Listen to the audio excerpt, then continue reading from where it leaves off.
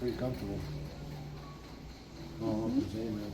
Come get us, we'll be here in a hotel until. Yeah. There you go. Hello, Dan. Hello, Dan. Good to see you. You still doing photography? I'm just doing a little Just video. a little bit. Oh, it looks like they're gonna do something down there. Look at, they're talking. No, they just brought in another crew. No, that's a.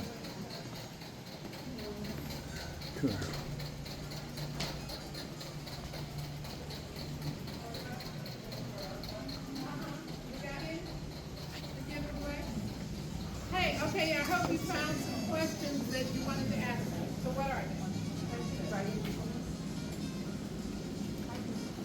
Anybody? Yes, sir. Why was Kansas City such a hub for great jazz music for white immigrants? That's an excellent question. So, Kansas City, okay, you know, after World War I was declared, the U.S. government kind of ran the musicians out of New Orleans.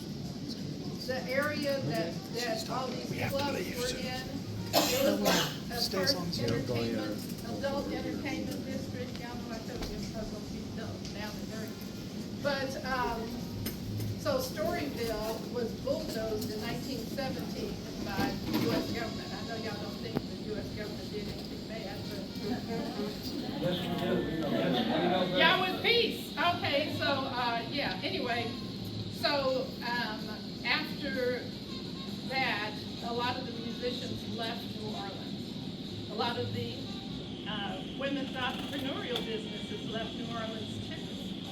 So, yeah, they came up the Mississippi and went to Memphis and Nashville and St. Louis and Chicago. Chicago and Indianapolis. A lot came to Kansas City because Kansas City, as you know, was like Storyville 2.0. There was a lot of women's entrepreneurial businesses here. You know what I'm saying?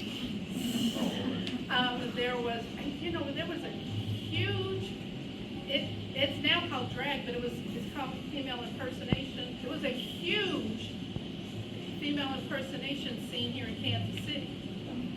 Really big. It was a lot of, okay, so there was a woman I know, she was born in 1897. I used to take her to church when I was younger. And so I asked her what brought her to Kansas City. She came to Kansas City in 1922. And she said she used to make dresses for the Sissies Ball. I said, what'd you say? She said, Jackson, some of those guys had such beautiful gowns, and I used to do their hair, and So like cross-dressing or?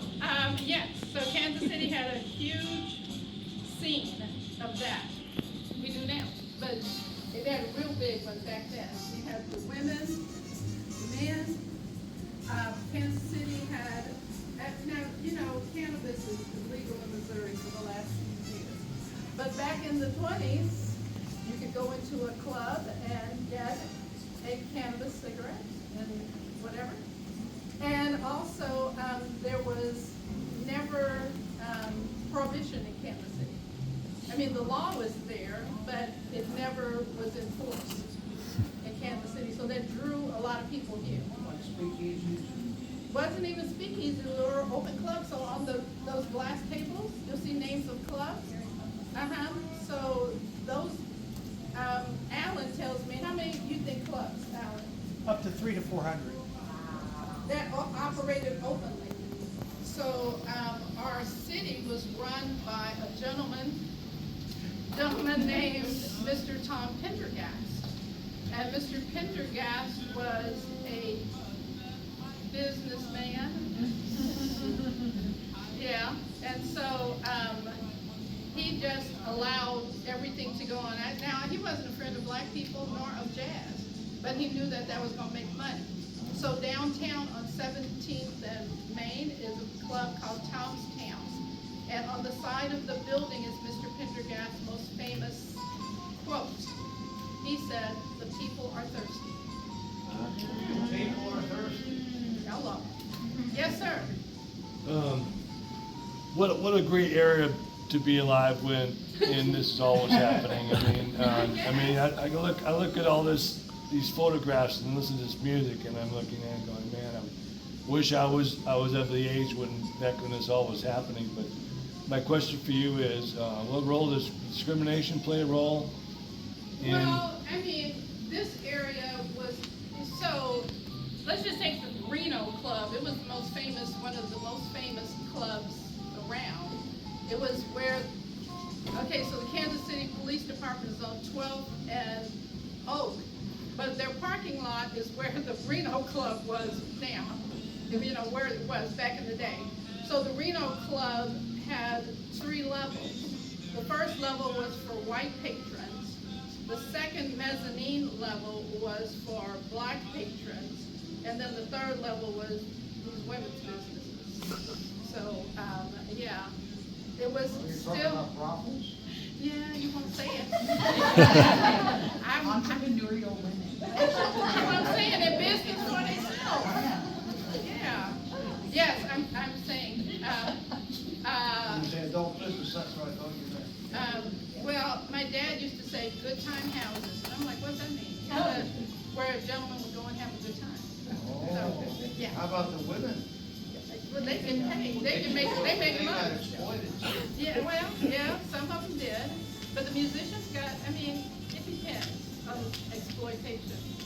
Does the American jazz music exploit? Okay, but anyway. The Lawrence School District. There was discrimination. A lot of the clubs were either black patrons, black band, white patrons, black band, or they were called black and tan clubs.